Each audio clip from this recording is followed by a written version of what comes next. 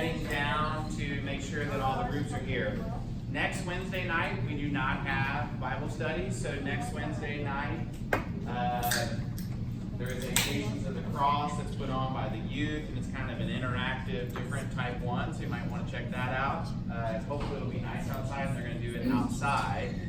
So that's next Wednesday, and then we will have 2 more Bible study sessions. There's John 20 and John 1. You got to hear the end of the story, right? It ends in a, just spoiler alert, it's a good ending, okay? Still going.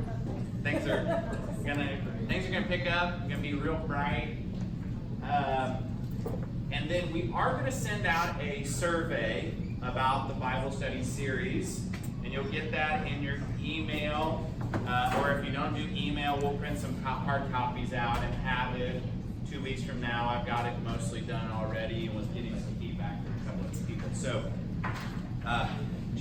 we're going to send it out to the people who didn't stick with it to say, you know, what could we have done differently to keep you in, and we'll send it out to all of you who are strong to the end. I love it. Okay. Needless to say, there is a lot going on in John chapter 19, and there is a scratch of the surface that's going to happen in the next 20 minutes. There's no way we could talk about all of the imagery that's going on here. I mean, you could write a whole book about this one chapter of the Bible.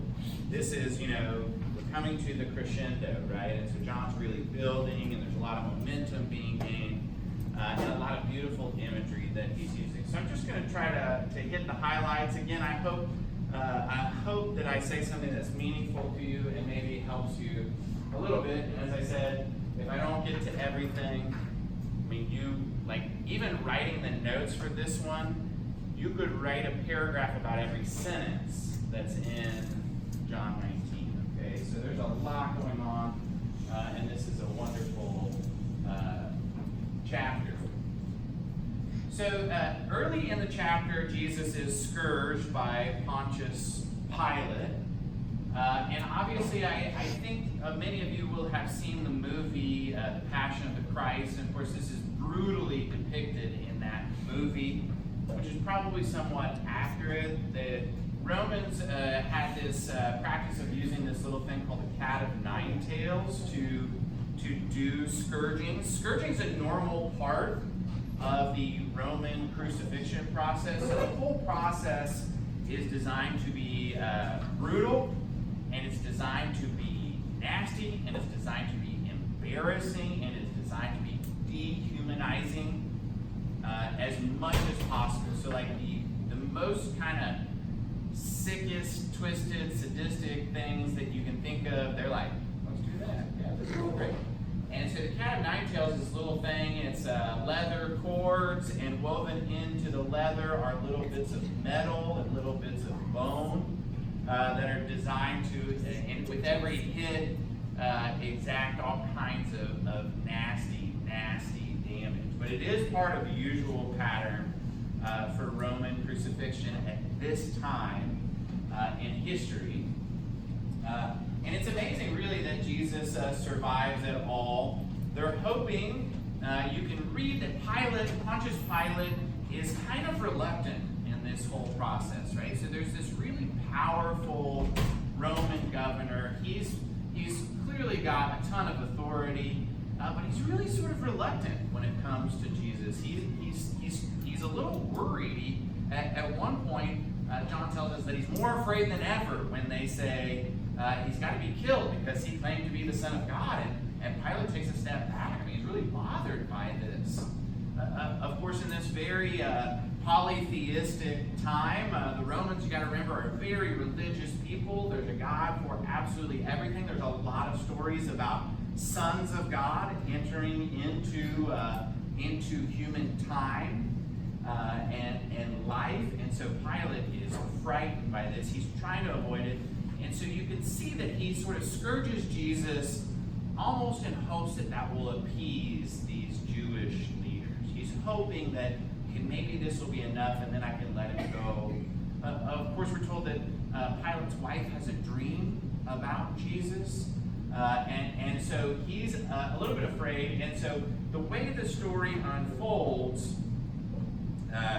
we can gather that Pilate sort of hopes that this is enough, because then he goes back to the Jewish leaders and is like, okay, let's let the guy go. And they're like, absolutely not. No, stop. We got to keep going with the process here. He claimed to be king, and we have no king but Caesar. Of course, this is the moment that they've totally debased themselves. Remember, God over and over again in the Jewish scriptures in the Old Testament is the king. And so for these, the high priests, the leaders of their religion, to proclaim that they have no king but Caesar is in effect to have capitulated to everything sort of secular around them in order to achieve this one point of crucifying this man. There's a lot of imagery about the blemished versus unblemished lamb. You'll remember that the Passover lamb is supposed to be without spot or without blemish, right? So if little lammy scratches himself up in the thorns or kind of breaks his leg or anything like that, he's out. He's not a candidate anymore. So there's interesting here because there's some imagery that's going into this. Think of the Passover lambs as you're reading John 19, because Jesus has lived his life in an unblemished way spiritually, right? He's perfect. He's sinless. Each action that he's taken is in sort of living in full communion with God and full communion with all the people that he meets, and yet now his body is totally blemished, right? He's beaten near death. So there's a real juxtaposition here, because the unblemished lamb is going to be the one that sacrifices his life for the life of the world, but here Christ is beaten and bruised as the passion begins. Of course, the mocking, the crown of thorns, the purple cloak, all of this is not part of Roman crucifixion, but it's just done by a bunch of goons to sort of add insult to injury, right? So you can imagine this awful, awful moment, being beaten to an inch of your life, and then after that, you're sort of mocked in a whole other level of disgusting human behavior. And what we're seeing here is that in the face of the perfect life, the life that's lived in full communion with God and neighbor, lived in full love of God and full love of neighbor, the best that God has is handed to humanity, and humanity hands something back to God. Augustine talks about that when he talks about the moment of the crucifixion. He says, we as human beings gave God something he never experienced before: death, right? And in response even to that moment, God is the giver again of new life. Okay, so this is sort of the worst that the world has to offer. Just want to orient you a little bit. This takes place in what's called the Antonia Fortress. So Herod the Great, he's called Herod the Great because he built a lot of cool stuff in the Middle East. And he expands greatly the Temple Mount. Okay, so the temple's on the east end of Jerusalem. It's up high. You can see it from the whole old city of Jerusalem. And he expands this, and it's this massive, amazing piece of construction. But just to remind all of the Jewish leaders who's in charge, he builds himself a really, really cool fortress directly next door to the temple. And there's guards mounted here that look down, and as they're over there worshiping God and offering their sacrifices, they're constantly reminded that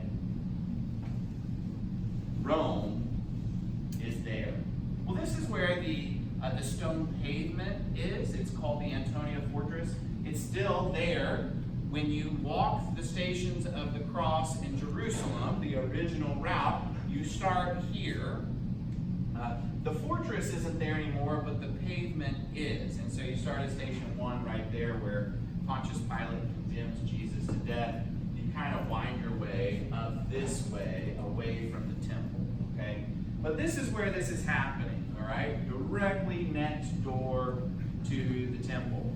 Pilate sits him down in John's Gospel. So John's Gospel has a little bit of a variation of the events. In the Synoptic Gospels, Matthew, Mark, and Luke, it's Pilate who sits on the seat of judgment and pronounces judgment. But in John's Gospel, Jesus is set on the seat of judgment. Now, John is doing this because he wants us to understand the entire time that Jesus is in charge, okay? That Jesus is doing all this voluntarily. Jesus is the authority, okay?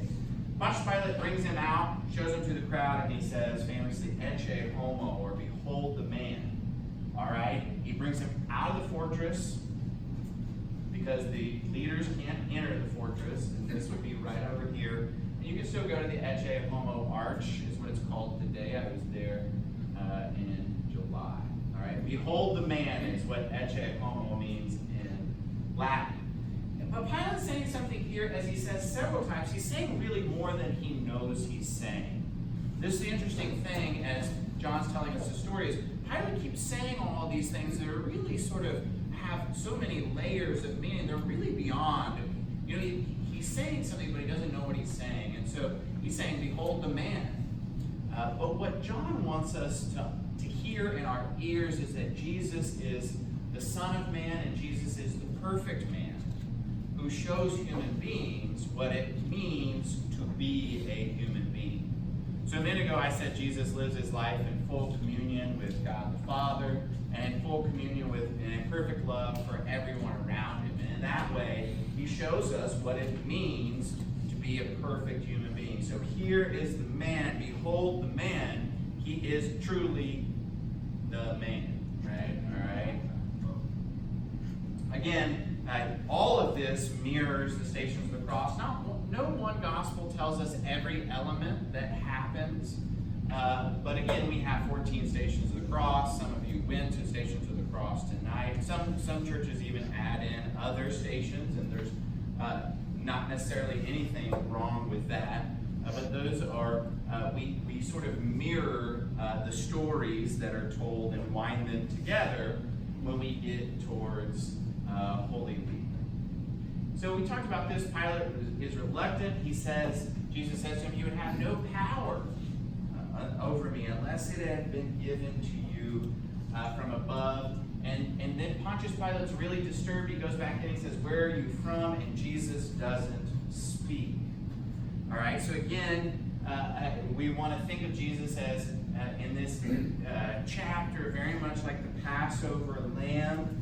And of course, this is from the reading, and you'll hear this on Sunday, but he was led like a lamb. He was oppressed and he was afflicted, yet he did not open his mouth, like a lamb that is led to the slaughter, and like a sheep that before it shears is silent. So he did not open his mouth, right? So in fulfillment of this prophecy in the prophet Isaiah of the suffering servant, Christ is like this lamb that is now being led to the slaughter.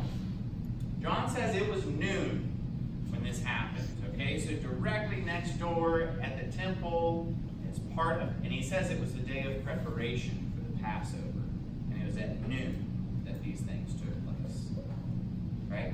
So it is no mistake that at noontime, on the day of preparation for the Passover, this is the time when all of the priests now report on duty at the temple next door, and the slaughtering of lambs begins. All right? There's this dude named Josephus. He's this Jewish historian, and he describes in the first century that one year something like 250,000 lambs were killed on this one day in celebration of the Passover. All right? So it's a massive spilling of blood. It's a really bloody, gory scene. But as Christ is being condemned to death, all the Passover lambs are being slain at the same time. This is critical for understanding the imagery in John's Gospel that Jesus, we've already heard back in chapter 1 when John the Baptist says, he is the Lamb of God. Right? And what is the Passover lamb? The Passover lamb is that which protects the sons of Israel. Remember that on that first Passover night, the angel of the Lord passes through Egypt, all of the firstborn are killed except for the sons of Israel. Right? And Jesus, Paul tells us in Colossians, is the firstborn of all creation. So he's the firstborn of a new Passover. They spread the blood of the little lamb that they killed up on the doorpost of their homes with a branch of hyssop. Right? So you read about a branch of hyssop. This is what Jesus is given there on the cross. He's given the wine with the branch of hyssop. So all of this imagery comes together that Jesus is our Passover. Right? And we say this in every time we're together in the Eucharist. Christ, our Passover, is sacrificed for us. And therefore, let us keep the feast. And the feast, of course, is the Eucharist, which is the participation in the body and blood of Christ, his cross for us, and the benefits of his cross for us. Woman, here is your son. All right? So Jesus is on the cross. By this point, again, we're skipping around a lot. But this is probably one of the things that maybe one of the dots, some of the dots to try to connect, okay? So remember at the wedding in Cana, what does Jesus call his mom? Woman, right? And in that lesson we talked about that the word woman is the same word as Eve, right? The name Eve means woman, right? And we talked about the creation imagery that's over and over again in John's gospel. John is very interested in creation and recreation. It's very clearly why he begins his gospel in the beginning, mirroring. And in our minds, we ought to hear Genesis, right? So, woman, behold your son, ought to just send a signal in our brains that something else is going on here, right? He doesn't say, hey, mom, here's your new son. He says, woman, behold your son, and son, behold your mother, okay? So there's a link to what's happening at the wedding in Cana. Remember, there's a wedding, right? And we've said that Christ, we didn't say it, John said it, Christ is the groom, the bridegroom, who's come to marry the bride. Who's the bride? The church, right? St. Paul explains this beautifully in Ephesians chapter 5, and we see a great image of it all throughout John's gospel and all throughout John's book of Revelation. This imagery of the church married to Christ. St. Augustine, when he's writing about this passage in John 19, he says, he calls the cross Christ's marriage bed. And it's a really, really interesting interpretation of what's happening here when Christ says it is fulfilled or it is finished, or some translations say it is consummated. All right? So it is consummated. And what's happening here is that the new Adam is fulfilling his role. Paul talks to us about the new Adam and his sacrifice over and over again. We read this in several of Paul's letters, this imagery of the new Adam. And we're reading that woman, she's going to behold her son. And so what St. Augustine says is what's happening here is a new birth. All right? A new creation is happening. And what's happening is the church is getting birth through this particular moment. All right? So when we know that there's sort of a surface level interpretation to what's happening here, right? So Jesus is concerned for his mother. He's getting killed in this moment. He wants to make sure his mom's okay. We know John grasps that because John says, and from that day she came into my home and lived with me. In the gospel he says this.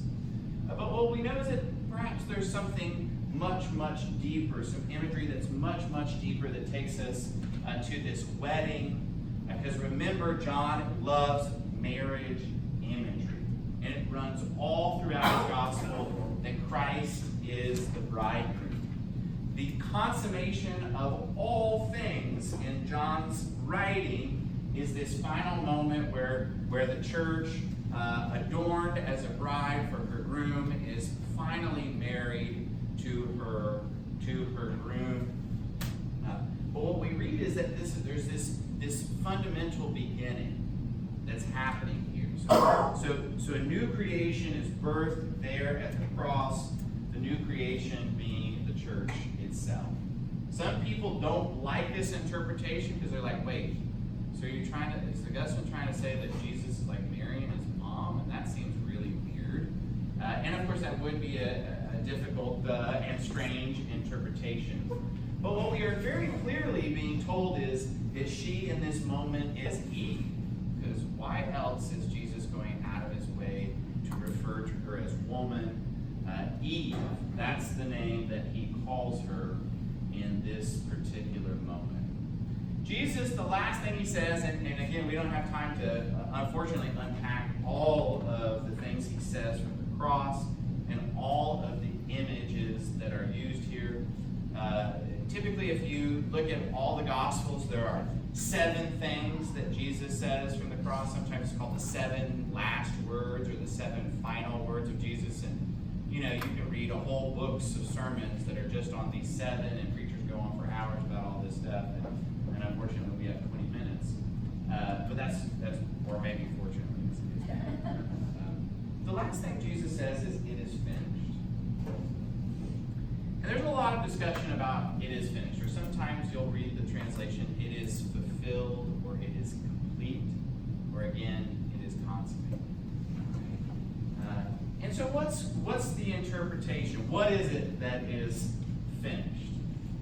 Well, there's lots of possible interpretations, all of which I think are particularly helpful when we start thinking about the work of Christ and we start thinking about his work on the cross and what it means. Because I don't believe that this is a one-dimensional moment where we want to interpret it as just one thing, right? So this moment is the central moment of our faith, right?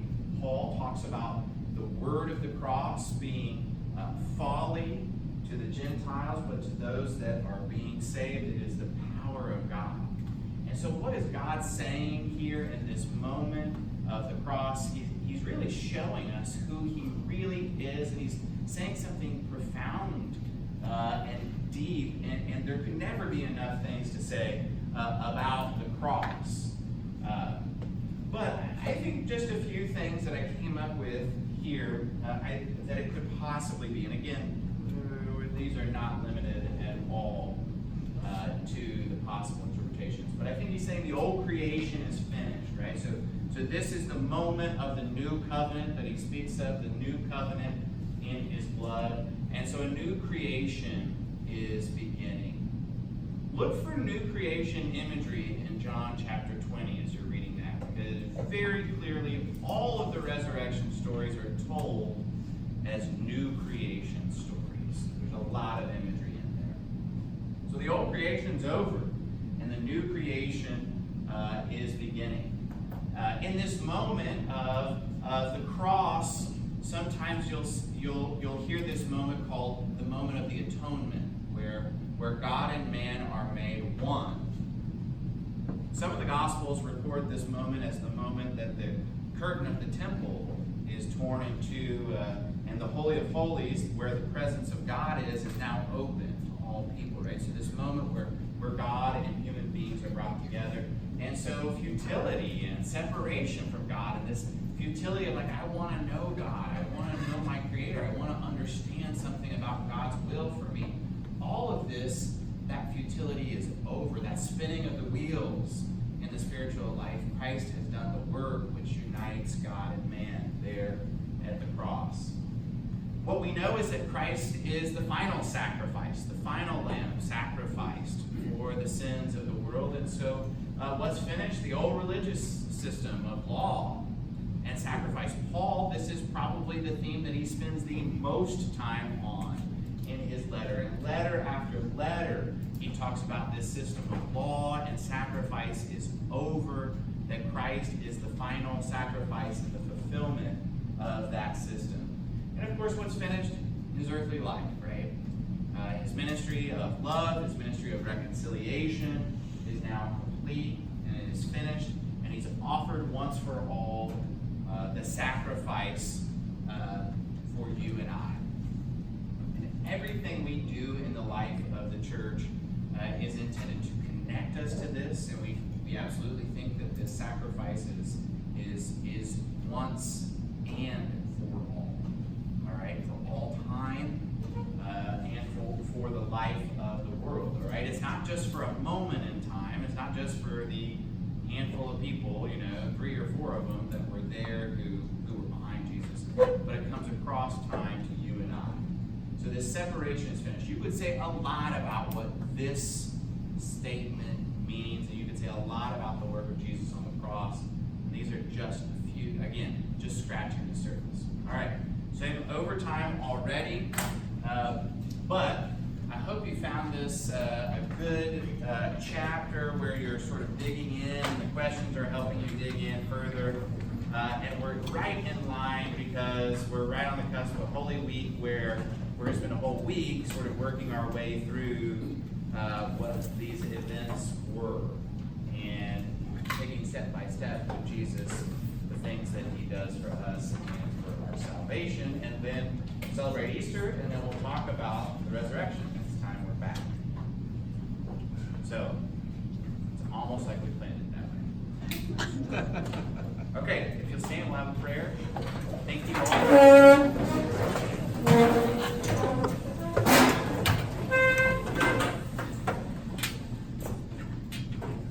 Father, we thank you for all that you've done for us, and we thank you for your Son, Jesus, and for his offering and his sacrifice that he made for us. Open our hearts again, especially during this Holy Week, to contemplate and receive yet again that love and that work that he did for us. Send us forth with your blessing and help us live in the power of the Holy Spirit. All this we pray in the name of Jesus.